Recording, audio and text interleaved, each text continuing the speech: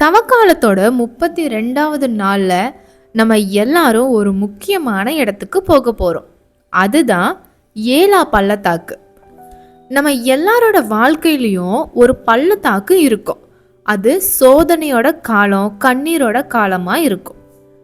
அங்க இஸ்ரவேல் ராணுவம் ஒரு பக்கம், பெலிஸ்தியர் மறுபக்கம். நடுல அந்த பள்ளத்தாக்கு. அங்க ஒரு ராட்சசன் வரான். அவன் பேரு கோலியாத். அவன் ஒரு சாதாரண ஆள் இல்லை. கிட்டத்தட்ட 9 அடி உயரம். அவன் அணிஞ்சிருக்க கவசமே 5000 கேசல் எடை கொண்டது. அதாவது சுமார் 57 கிலோ இருக்கும். அவன் போட்ட சத்தம் அந்த பள்ளத்தாக்கே அதிர அளவுக்கு இருக்கும். 40 நாளா காலையிலயும் மாலையிலயும் வந்து சவால் விடுறான். சவுல் ராஜாவும் வீரர்களுமே அவனை கண்டு நடுங்குறாங்க. இவனை கண்டு எல்லாரும் ஏன் பயந்தாங்க? வேதம் என்ன சொல்லுதுன்னா, அவங்க எல்லாரும் கோலியாத்தோட உயரத்தையும் ஆயுதத்தையும் பார்த்து பயந்தாங்களாமா. நாமும் இன்னைக்கு அப்படிதான். கடன் பிரச்சனையோ, ஏதோ தீராத நோயோ, குடும்பத்தோட பிரிவினையோ, அதோட உருவத்தை பார்த்து பயப்படுறோம். ஆனா வேதம் இங்க ஒரு ரகசியத்தை நமக்கு சொல்லுது.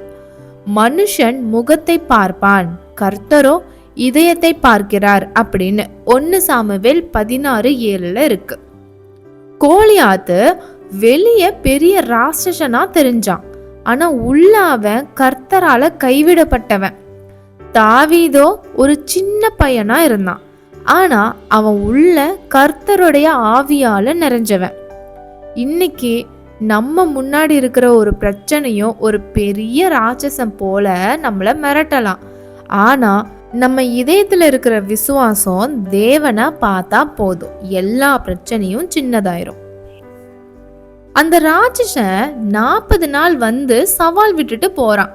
40 நாள் அப்படின்னு விவிலியத்துல ஒரு சோதனை காலம்.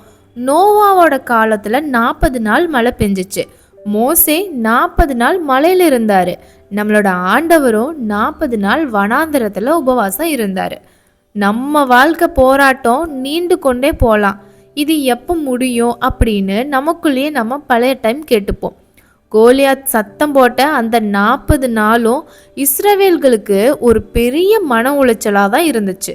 ஆனால் அந்த 40வது நாளில் தான் தேவன் ஒரு தாவீதை அங்கே கொண்டு வராரு. சங்கீதம் 30:5 படி, இரவிலே அழுகை தங்கும், காலிலே களிப்புண்டாகும் அப்படின்னு இருக்கு. அடுத்து பாருங்க, பள்ளத்தாக்குல ஒரு போர் முழக்கம் கேக்குது. அங்க ஒரு சின்ன பையன் வரான். அவன் பேரு தாவீது. அவன் போர் பயிற்சிலாம் பெற்றவனே கிடையாது.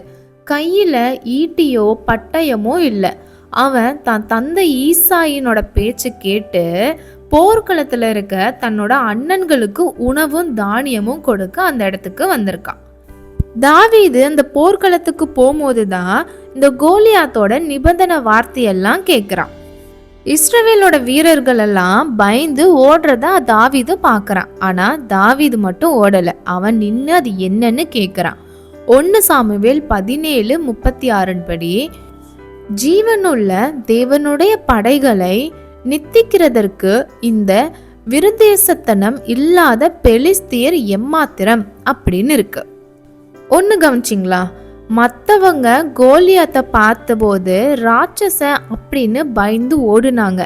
ஆனால் தாவீது அவனை பார்த்தப்ப கடவுளை மதிக்காத ஒரு சாதாரண மனிதன் அப்படின்னு பார்த்தாரு. இதே மாதிரி தான் நம்ம பிரச்சனை எவ்வளோ பெருசு அப்படிங்கிறது முக்கியம் இல்லை. நம்ம தேவன் மேலே நம்ம எவ்வளோ விசுவாசத்தோடு இருக்கோம் அப்படிங்கிறது தான் முக்கியம். அடுத்து பாருங்க, தாவீது வந்து பேச தொடங்கிட்டான். அவனது மூத்த அண்ணன் எலியாப் வந்து கோவப்படுறான்.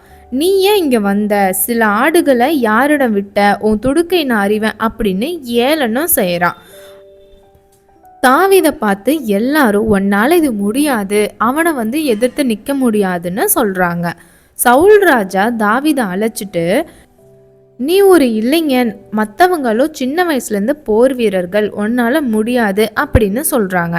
அப்போ தாவீது தன்னோட விசுவாசத்தோட சான்றிதழை சமர்ப்பிக்கிறான். அதாவது, ராஜா, நான் ஆடு மேய்க்கும் போது சிங்கம் வந்துச்சு, கரடி வந்துச்சு, கர்த்தர் என்ன அவற்றின் கையிலிருந்து தப்புவித்தாரு, இந்த பெலஸ்தியனும் அவற்றில் ஒன்றை போலதான் ஆவான் அப்படின்னு சொல்றாரு தாவீது.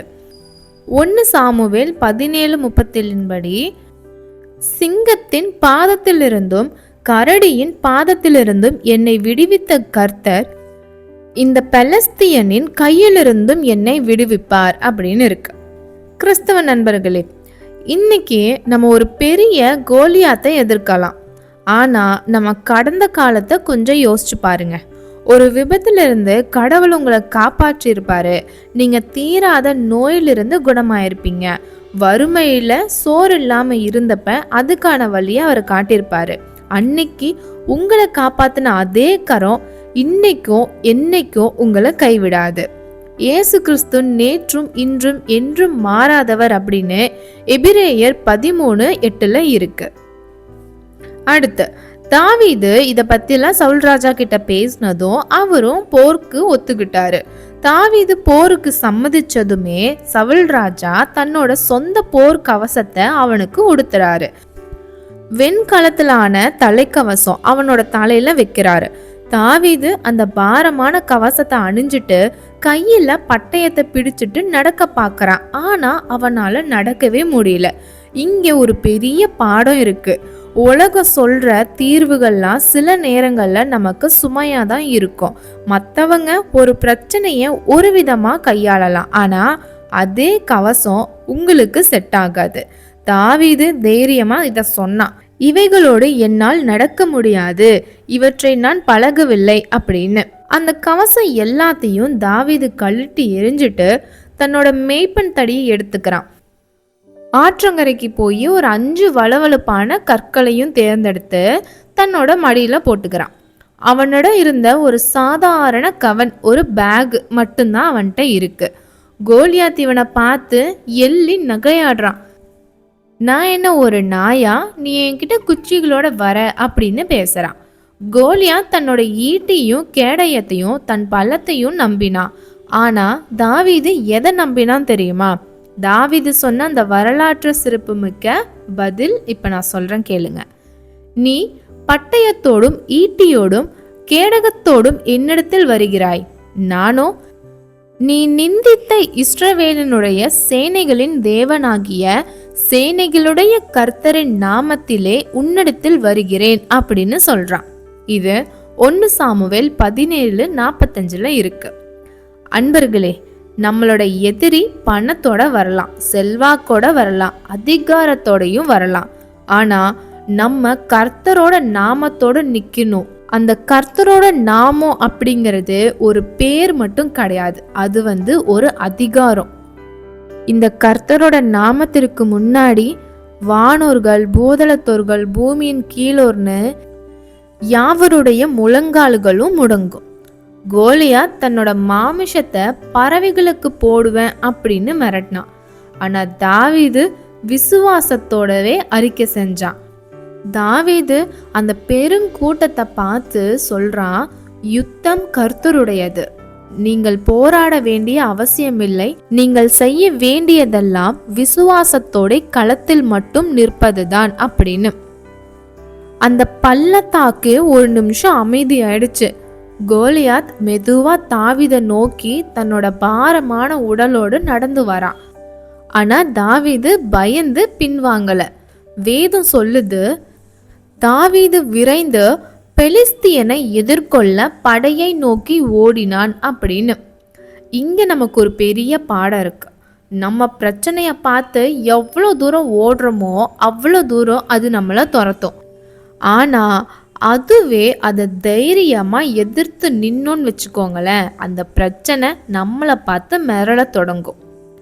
யாக்கோபு 4:7 பிசாசுக்கு எதிர்த்து நில்லுங்கள், அப்பொழுது அவன் உங்களை விட்டு ஓடி போவான் அப்படின்னு இருக்கு. அடுத்து பாருங்க, தாவீது ஓடிக்கிட்டே தன்னோட பையில கையை நீட்டி ஒரு கல்லை எடுக்கிறான். அதை கவனில வச்சு சொல்லட்டுறான். அவன் 5 கல்லை எடுத்தான். ஆனா அவனுக்கு தேவைப்பட்டது ஒரே ஒரு கல்லு மட்டும்தான். அந்த கல்லு கவனில இருந்து விடுபட்டு சீறி பாஞ்சிச்சு. அந்த கல்லு கோலியாத்தின் இரும்பு தொப்பி இடுக்குல பூந்து அவன் நெத்தியில ஆழமா பதிஞ்சிச்சு. 9 அடி ராட்சசன் ஒரு மலை சரிவது போல தன்னோட முகங்குப்பர தரையில விழுறான். ரகசியம் என்ன? தாவீது கல்லை எறிஞ்சான். ஆனா அந்த கல்லை கோலியாத்தின் நெற்றிக்கு நேரா வழி நடத்தியது தேவனோட கரம். கல் அளவு முக்கியம் இல்ல, ஆனா அது பின்னாடி இருக்கிற ஆவியோட வல்லமை தான் முக்கியம். நம்ம ஜெபம் ஒரு சிறிய கல்லு மாதிரி தான் இருக்கும், ஆனா அது தேவனோட ஆவியால ஏவப்படும் போது எப்பேற்பட்ட கடினமான கோட்டையா இருந்தாலும் அதை வச்சு தகர்த்தரலாம். ஆயுதம் இல்லாத வெற்றி. தாவீது கையில பட்டயம் இல்லை. அவன் ஓடி போய் விழுந்து கிடந்த கோலியாத்தோட சொந்த பட்டயத்தை எடுத்து அவனது தலையை துண்டிக்கிறான்.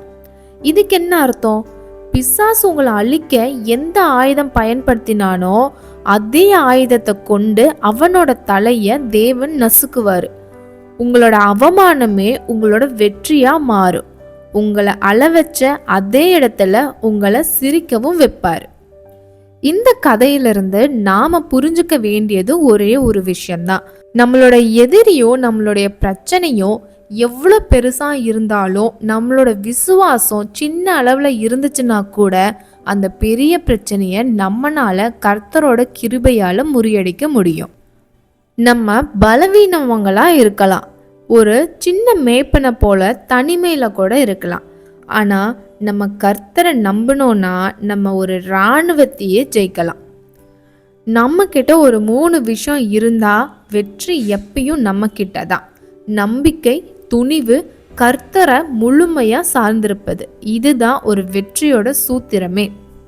ஆண்டவரை முழுமையா நம்பி நீங்க ஒரு காரியத்துல இறங்குறப்ப எவ்வளோ பெரிய கேலியாத்தான் இருந்தாலும் கீழே விழதான் போறான். இதே விசுவாசத்தோட உங்களோட எல்லா காரியத்தையும் செய்யுங்க. நாளைக்கு தவக்காலத்தோட 33வது நாள்ல உங்களை சந்திக்கிறேன். கர்த்தரோட விசுவாசமா இருங்க. அவரோட ஆசீர்வாதம் உங்களுக்கு எப்பயும் இருக்கும். எல்லாருக்கும் பிரைஸ் தி லார்ட். ஆமென்.